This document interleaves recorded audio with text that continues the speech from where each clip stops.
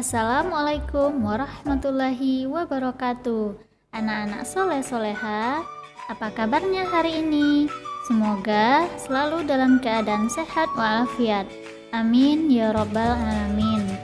Nah, anak-anak ustazah, seperti biasa, sebelum belajar, mari kita berdoa terlebih dahulu. Bismillahirrahmanirrahim.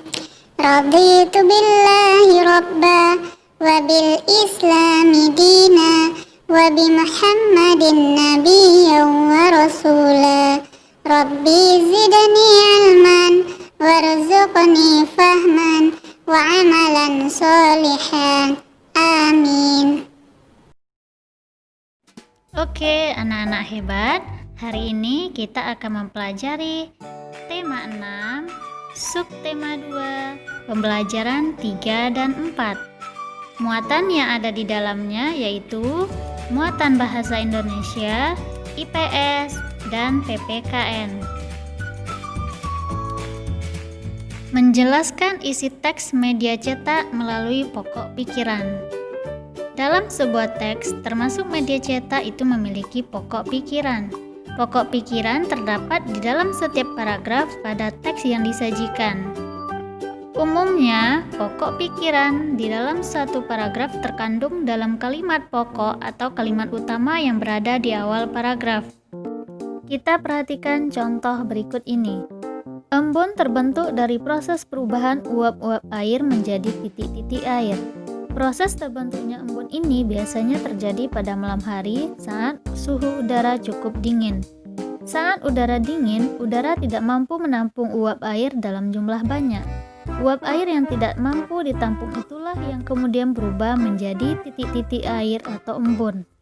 Nah, kalimat utama dari teks tersebut adalah embun terbentuk dari proses perubahan uap-uap air menjadi titik-titik air. Maka didapatlah pokok pikirannya yaitu proses pembentukan embun.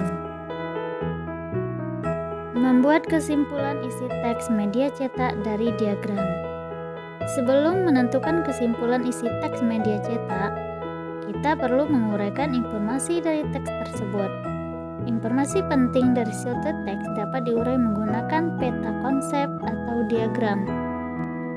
Ananda-ananda ustazah, masih ingatkah langkah-langkah membuat diagram? Nah, sekarang ustazah ingatkan kembali langkah-langkahnya, yaitu kita perlu menentukan pokok pikiran dan informasi penting dari setiap paragraf.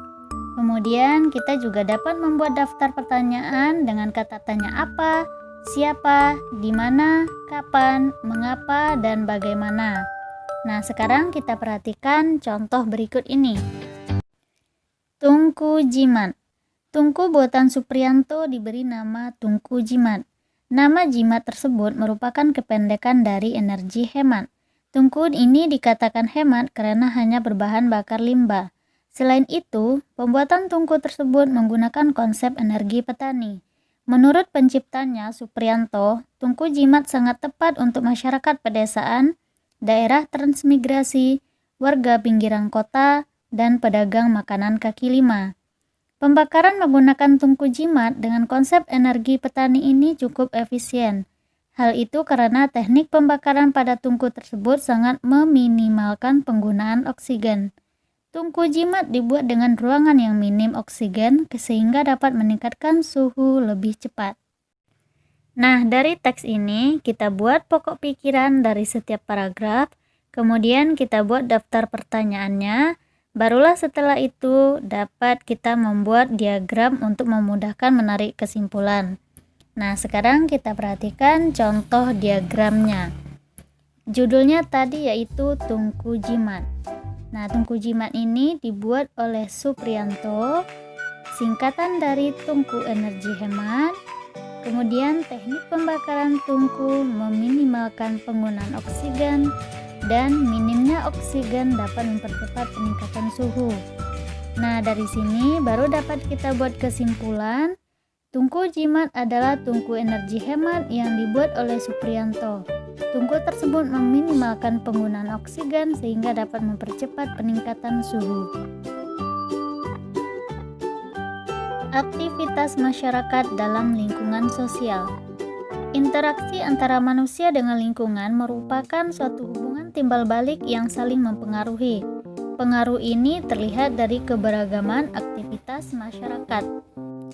Interaksi manusia dengan lingkungannya juga akan berpengaruh terhadap berbagai sektor, mulai dari sosial, ekonomi, dan budaya. Berikut contoh aktivitas masyarakat dalam lingkungan sosial: berdagang, menanam padi, beternak kambing, dan menangkap ikan. Nah, kegiatan ini juga akan mempengaruhi pembangunan ekonomi. Contohnya adalah jual beli di pasar. Bahan makanan seperti beras, jagung, sayur-sayuran, dan buah-buahan diproduksi oleh para petani. Dalam hal ini, peran petani adalah kepada pedagang.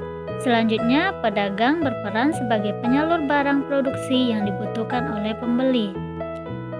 Di pasar akan terjadi transaksi jual beli antara pedagang dan pembeli. Proses tersebut akan terus berlangsung sehingga tercipta pembangunan ekonomi di daerah tersebut. Pembangunan sosial budaya. Pembangunan sosial budaya berkaitan dengan perubahan kebiasaan dalam masyarakat.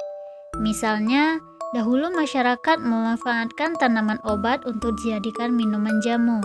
Seiring perkembangan pengetahuan teknologi, masyarakat membuat obat yang diolah dengan teknologi modern dengan menggunakan tanaman obat.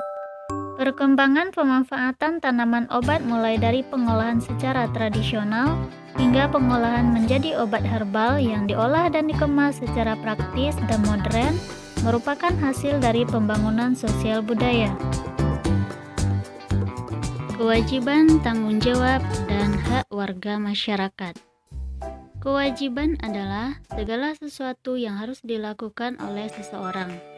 Contohnya adalah menjaga kebersihan lingkungan, mematuhi aturan lalu lintas, menghormati pendapat orang lain, menghormati pemeluk agama lain, menaati peraturan di lingkungan tempat tinggal, dan membayar pajak.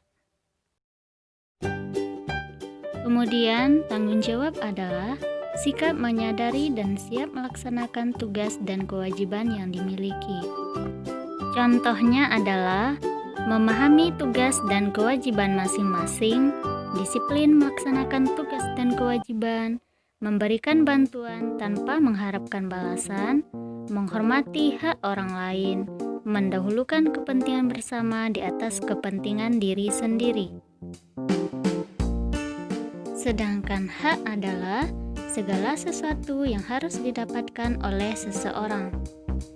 Contohnya yaitu hak untuk berpendapat di depan orang banyak, hak mendapatkan rasa aman di jalan raya, hak untuk menggunakan fasilitas umum, hak menganut agama dan melaksanakan ibadah, dan hak untuk ikut dalam pemerintahan. Baiklah, Ananda Soleh-Soleha, sampai di sini dulu materi pembelajaran kita hari ini. Semoga Ananda bisa memahaminya dengan baik. Sampai jumpa di video pembelajaran selanjutnya. Say hamdalah, alhamdulillahirabbil alamin. Wassalamualaikum warahmatullahi wabarakatuh.